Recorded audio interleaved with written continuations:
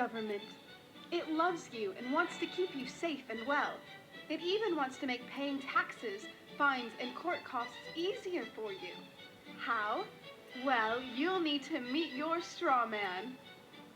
He was born the same day you were. He looks like you, has the same name, and lives in your house, but you never knew he existed. You will have even paid his parking tickets or taxes. The worst part? He's been dead from day one. From every birth certificate, a legal personality, or legal fiction, is created with the same name to confuse little old you into thinking it's you. So, there is a human you and a paper you, or as it's commonly known, a straw man. So when it seems like government officials, court clerks, or the police are speaking English, they aren't. They're speaking legalese, designed to make you agree to verbal and written contracts without even knowing about it, all spun from Black's Law Dictionary. For example, when the police say, "Do you understand?" you'll say, "Yes." What they are really saying is, "Do you stand under our authority?" Oops-a-daisy, you just created a verbal contract with them. Oh, you clever government. Did you know that whenever you register something, you are handing over title to the person you register it with? That's right. Whenever you register something with the government, they assume it belongs to them. Registered your car? Super! Now you are the registered keeper of your vehicle, and the government can crush it when you don't pay your, strawman's taxes. Expecting a new bundle of joy? Well then you need to register your little darling with a birth certificate. Then they can start the process all over again and create a new strawman for your little one. Isn't that great? So when Junior grows up, he'll be able to generate revenue just like you have. When you notify on your baby by signing the birth certificate, your child becomes a ward of state. And if the government doesn't like what you're doing, they'll assume it's okay to take the child away or make new rules for things they don't like. Not enough school? Smacking your child? Shouting too loudly? Then it's off to social services for the little one. When you get a bill, it's sent to you, but belongs to your straw man, not you. That's why bills, fines, and summons start with Mr., Mrs., or Ms. Sometimes you'll see your surname in capitals, just like on a gravestone. That's because your straw man is dead, and just a silly piece of paper, created before you could comprehend or even consent to it. When you go to court, you represent your straw man, so you, the human, take on any costs, fees, taxes, and fines involved for the straw man. The human you doesn't even need to pay them. But you made a contract with the court by appearing on behalf of your legal personality or straw man, just like the government knew you would. Confused? Well, don't worry. The government doesn't want you to know anyway. If you knew, you'd stop paying things like council tax and parking tickets. Because when you go to court, you are representing your straw man. You are you, alive and made of flesh and blood. Your straw man, or legal personality, is a piece of paper created from your birth certificate. And you think it's you. What a silly Billy. Would you like to know more? Well then go over to tpuc.org. Get up, get informed, and get real.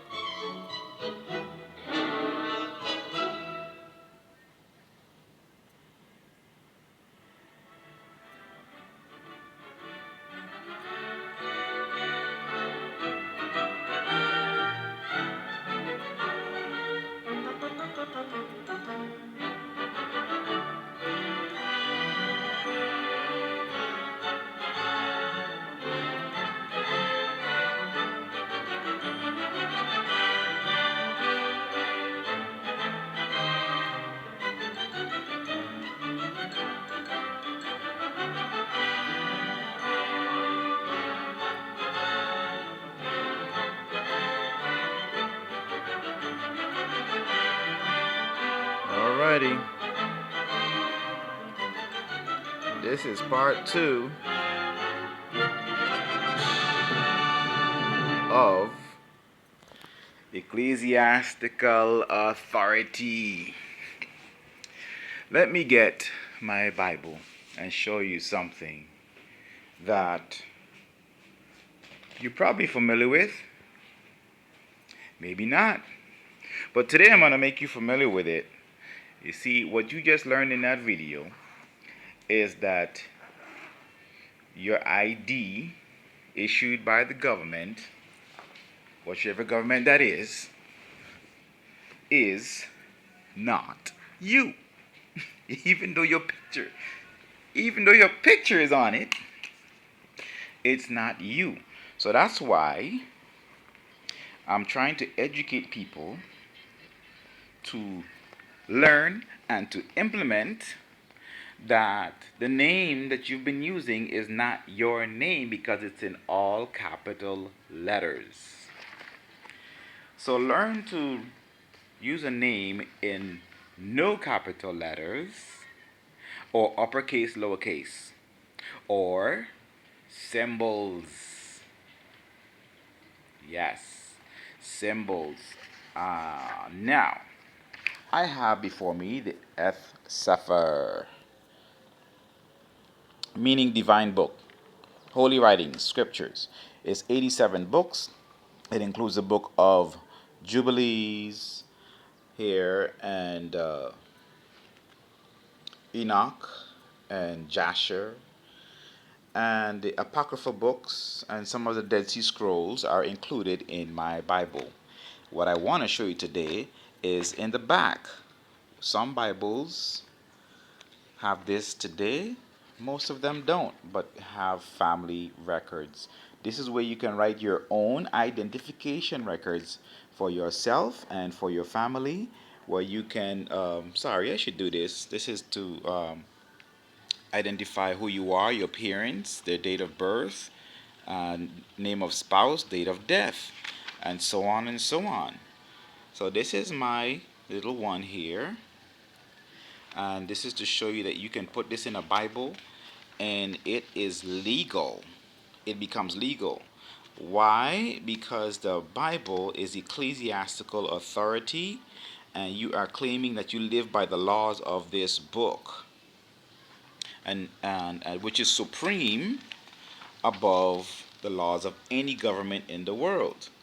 Now, of course, another thing that makes it very legal is the fact that it has a Library of Congress in publication data number, registration, C registered, the R, the company is registered, and it has an ISBN number. Okay? So all of this is to say that this is a registered and also legal binding document. A Bible that doesn't have an ISBN number or doesn't have a Library of Congress number is not registered with any state or government, and therefore it is the property and production of the producer who made it. So you can get your own identification card, make your own, have your own new name, which is not in all capital letters. Make your own identification card for yourself according to the laws, international laws of identification cards. You can use Homeland Security website for United States of America and follow their guidelines for what qualifies as true identification card. And then you can also register your marriage in the Bible, that you are legally married to whom, their date of birth, their name, their and other details about them, and the children that are born from that marriage, and give the names, give the dates of birth, and marriage records, all the records that we just saw about in that video. You can do that in your Bible, your family Bible. That's why it's called Family Bible. And you can use that as evidence in court, because that, and let me link that to the it's an optional tradition nowadays to put your left hand on the Bible. You raise up your right hand and swear to tell the truth, the whole truth, and nothing but the truth. So help me God. Now that statement is is initiating you into the court system. The idea is to pressure you to tell the truth based on moral grounds, but it also makes the Bible a legal binding document in court and as evidence. And if you swear on a Bible that you brought, that is your Bible, your family Bible, identifies you, not the straw man, identifies your spouse and your children and your parents and all your family members, and you have that Bible also stamped by a JP, Justice of the Peace, or Notary Public or Notary Royal, and have them witness. And I would suggest 2 or 3 of them do that on the Bible. Write your own affidavit and have it also stamped by JP or Notary Public, Notary Royal, and you make copies of that and send it to the Department of State where you live in, where they register companies or register file documents like deeds, right? Land deed, wherever the department you have to file deeds of sale, like for land sale, is the same place, or county clerk. In some places, your county clerk, or secretary of the state, or to your governor general office. Make multiple copies and send it to all of them, and put it on the public record who you are, who is your spouse, that you are legally married, and these are your children, and that they're yours. And this is how you claim back your humanity, that you are a man and a woman, or male and female, and that you are not a straw man. You're a living, human, breathing person. Actually, don't use the word person. You're a living, breathing man or woman. Identify yourself, your spouse, your children, claim your rights, and know who you are based on ecclesiastical authority. And I just suggested a very powerful legal way to do it with a Bible, with your own affidavit, and have them both stamped by a JP or Notary Public, and you file them in the public government office where public records can be found. And that is how you live as a human being and as a corporate ward of the state, not as a slave, because when it's in all capital letters, you do not own you. You're a slave. So to free yourself, live free by the Bible. Until next time, Shalom upon all the children of Israel and Judah forever.